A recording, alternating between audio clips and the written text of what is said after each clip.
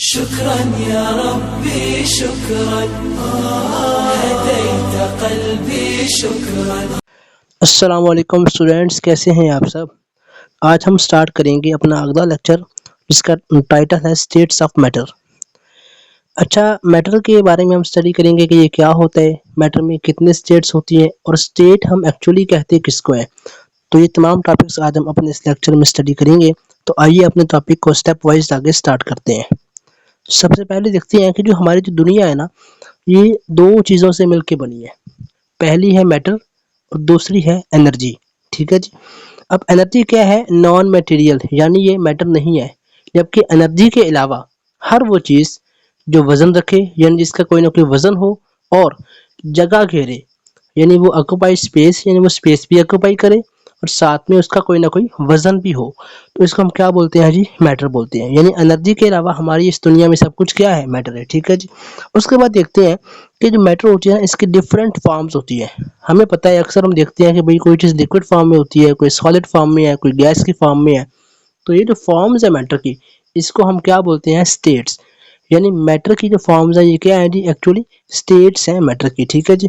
उसके बाद हम हमारी जो मैटर की टाइप्स है ऑलमोस्ट 4 होती हैं, जो मेजर टाइप्स हैं इसकी। कुछ कॉमन टाइप्स भी हैं स्मॉल लेवल की, वो भी इंशाल्लाह स्टडी करेंगे। लेकिन जो मेजर टाइप्स हैं वो कौन सी हैं? सॉलिड है, लिक्विड है, गैस है और प्लाज्मा है। ठीक है। तो इसको आज हम तफसील से पढ़ेंगे और जो बाकी कुछ इंटरमीडिएट स्टेट्स हैं उनको हम इंशाल्लाह अगले लेक्चर में स्टार्ट करेंगे। अच्छा, असल टॉपिक्स पे जाने से पहले और मैटर की टाइप्स को डिस्कस करने से पहले दो चीज़ें डिस्कस करना बहुत ज़रूरी है, क्योंकि इनको समझने के बगैर आप अब असल टॉपिक को समझ नहीं पाएंगे। तो सबसे पहले आप ये देखें कि मॉलिक्यूल क्या होता है, लेकिन मॉलिक्यूल को समझने के लिए आपको ये पता होना चाहिए कि एटम क्या होता है। हमें पता है कि इस दुनिया में जो भी चीज़ें बनी है वो किससे मिलकर बनी है? एटम से मिलकर बनी है। और एटम, अगर दो या दो से ज़्यादा एटम केमिकल बॉन्ड के ज़रिए आपस में जुड़ जाएं तो उसको हम कहते हैं मॉलिक्यूल। इसकी मिसाल देख लेते हैं हम। एक हमारे पास एटम है हाइड्रोजन का, अगर साथ एक और हाइड्रोजन का एटम आ जाए और इन दोनों का आपस में बॉन्ड बन जाए तो ये क्या हो जाएगा जी? H2। और H2 क्या है? हमारा एक मॉलिक्यूल है। ठीक है। H2 क्या होता है जी? हमारा मॉलिक्यूल। इसी तरह से O2 ये भी क्या होता है? एक मॉलिक्यूल है, क्योंकि इन्होंने क्या किया कि एक एटम ने दूसरे एटम के साथ बॉन्ड बनाया है। अब ये बॉन्ड क्यों बनाया, ये एक बहुत लंबी कहानी है, इसमें काफ़ी सारे कंसेप्ट पढ़ने पड़ेंगे हमें इसमें। तो इसको इंशाल्लाह हम चैप्टर नंबर 3 में स्टडी करेंगे।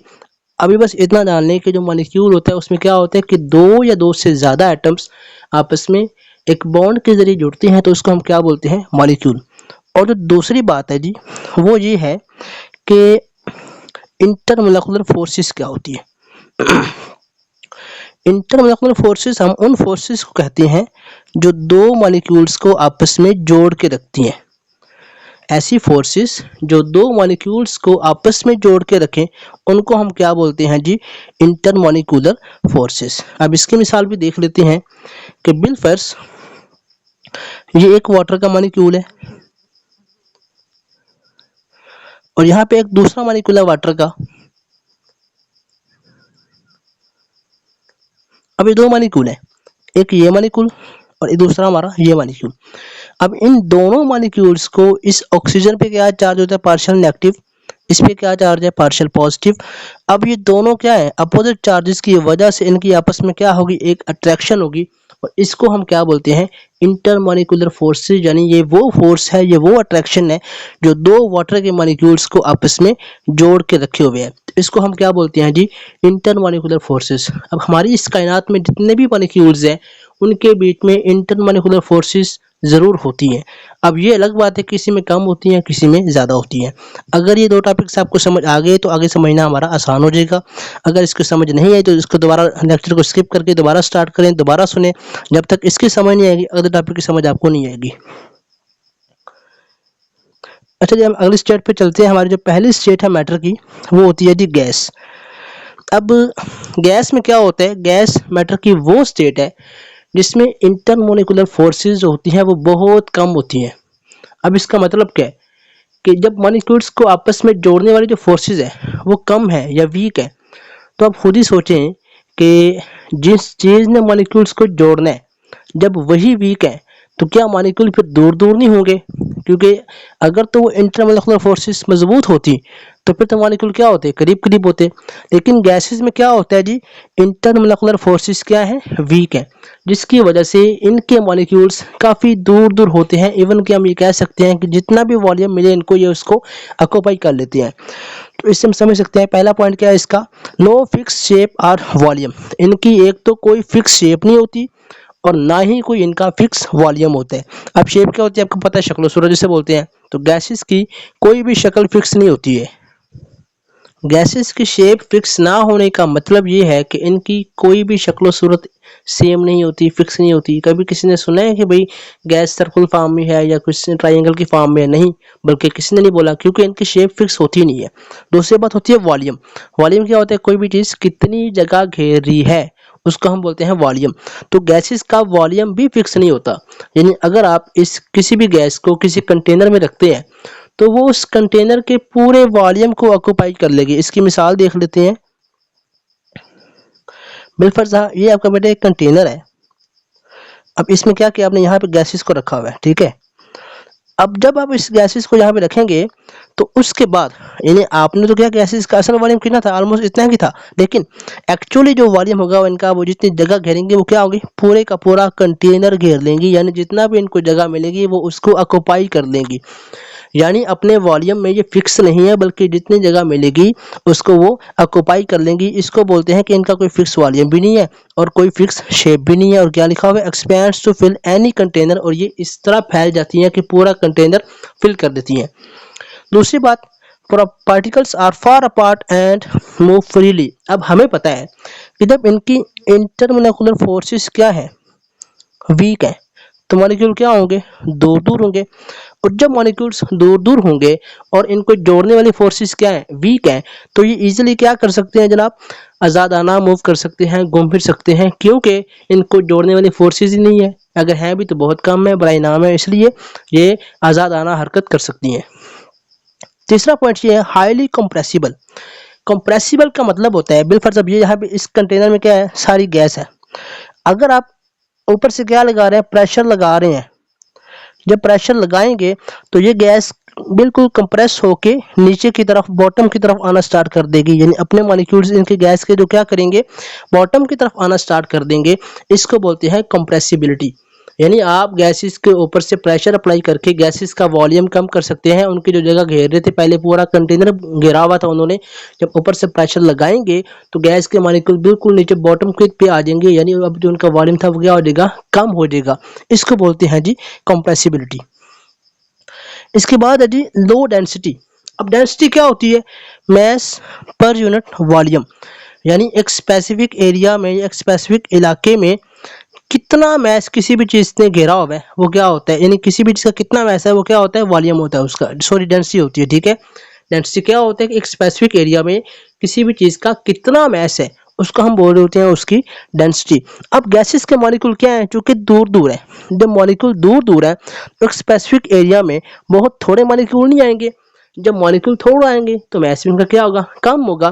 तो इसलिए जैसे जैसे इनके मॉलिक्यूल्स दूर दूर हैं तो इस लिहाज से इनके स्पेसिफिक एरिया में जो मॉलिक्यूल्स हैं वो क्या होंगे, कम आएंगे।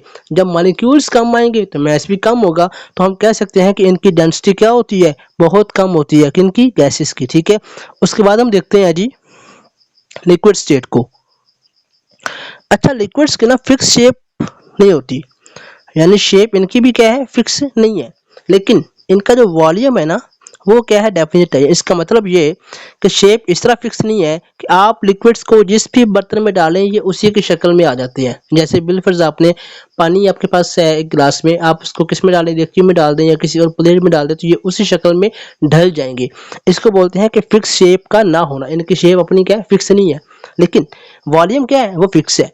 यानी बिलफर्ज आपने एक गिलास में इनको रखा किसी भी स्पेसिफिक में और उसमें बिलफर्ज वो आधा गिलास था तो अब वो आधा ही रहेगा। ऐसा नहीं होगा कि भाई वो आधे से क्या पूरा हो गया या पौना गिलास हो गया, नहीं ऐसा नहीं है। बल्कि जिस शेप में, जिस वॉल्यूम में आपने रखा उसको, उसी में वो फिक्स है, यानी अपना वॉल्यूम चेंज नहीं कर रहा। तो इसका मतलब ये कि वॉल्यूम क्या है इनका, डेफिनेट, लेकिन शेप फिक्स नहीं है। शेप क्या है इसकी, इनडेफिनेट है।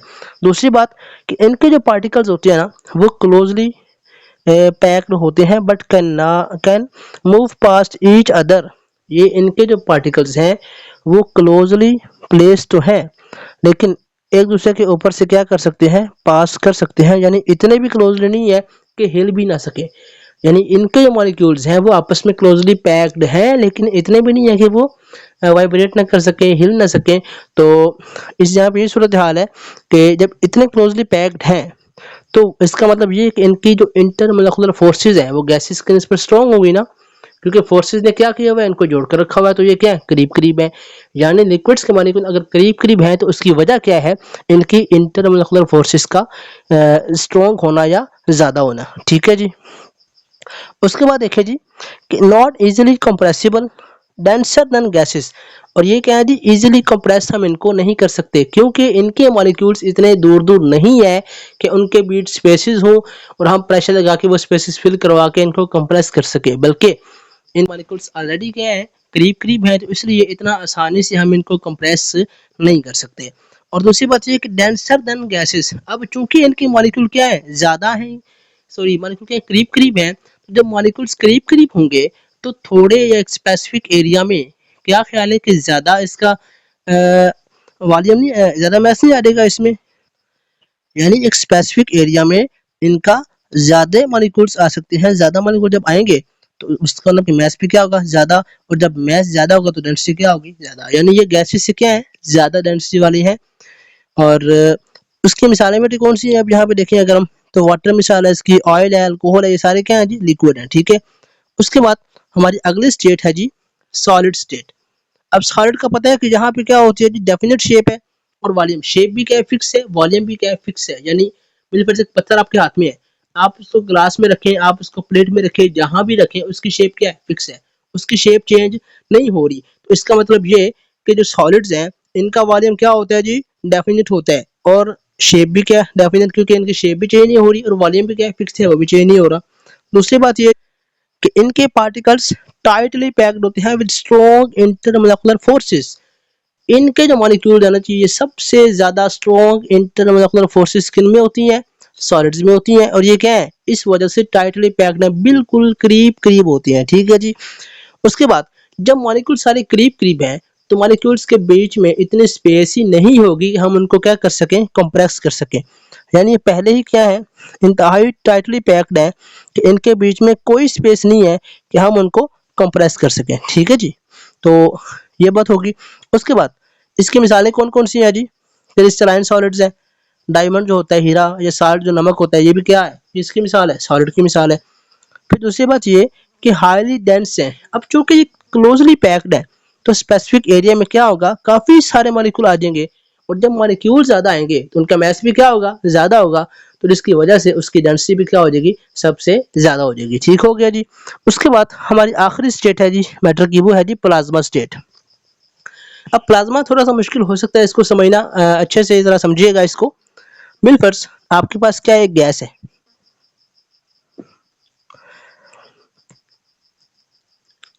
आपके पास क्या जी, गैस है, आपने क्या किया जी, इसको हीट करना स्टार्ट कर दिया। अब इंतहाई हाई टेम्परेचर के ऊपर, हाँ ये कोई थोड़ा बहुत हीट नहीं चाहिए इसको, हजारों सेंटीग्रेड की आप हीट देंगे तो ही काम होगा आपका। जब आप इसको क्या करते हैं, हाई टेम्परेचर पे हीट करते हैं तो इस गैस के मॉलिक्यूल में से इलेक्ट्रॉन निकल जाएंगे। जब इलेक्ट्रॉन निकल जाएंगे तो पीछे कौन बचेंगे, पॉजिटिव आयन बच जाएंगे। ठीक है। फिर साथ में वो जो इलेक्ट्रॉन निकलेंगे वो भी क्या होंगे, इसी सिस्टम का हिस्सा होंगे। और तीसरी बात ये है कि कुछ ऐसे भी गैस के एटम होंगे जो आयोनाइज होंगे ही नहीं, यानी उनमें से इलेक्ट्रॉन नहीं निकलेंगे। तो ये तीन तरह की चीजें मिल गई यहाँ पे। एक तो फ्री इलेक्ट्रॉन जो कि उस एटम से निकला था जिसकी गैस हमने डाली हुई थी, दूसरे वो जो पॉजिटिव आयन के फॉर्म में मौजूद है जिनका इलेक्ट्रॉन निकल गया, और तीसरे वो एटम्स जो अभी तक इलेक्ट्रॉन निकाले ही नहीं जिन्होंने, यानी जो खुद आयोनाइज हुए ही नहीं। और ये तो तीनों चीज़ों का मिक्सचर है ना बेटे, इसको हम बोल रहे होते हैं जी प्लाज्मा। और ये कहाँ कहाँ पे होता है, सन में होता है। फिर इसी तरह से हम फ्लोरेसेंट ट्यूब्स इस्तेमाल कर रहे होते हैं लाइटनिंग के लिए, वहाँ भी क्या होते हैं, ये प्लाज्मा की स्टेट पाई जाती है। उसके बाद इसको हम पार्शली आयोनाइज्ड गैस बोलते हैं। पार्शली का मतलब होता है थोड़ी बहुत, यानी जो गैस हमने अभी पढ़ा भी था कि जो गैस हमने रखी थी कंटेनर में, उसमें क्या किया हमने, उसको हीट किया, और हीट करने के बाद जो आयोनाइज हुई थी तो कुछ पार्टिकल तो क्या हो गए, आयोनाइज हो गए, लेकिन कुछ मॉलिक्यूल ऐसे भी तो थे ना जो अभी आयोनाइज नहीं हुए थे, तो हम कह सकते हैं ना कि ये थोड़ी बहुत आयोनाइज हुई, थोड़ी बहुत नहीं हुई। तो इसलिए हम क्या बोला, ये क्या है, पार्शियली आयोनाइज होती है। दूसरी बात ये विद फ्री इलेक्ट्रॉन्स, और जब आयोनाइज होगी तो उससे क्या निकले थे, इलेक्ट्रॉन निकले थे।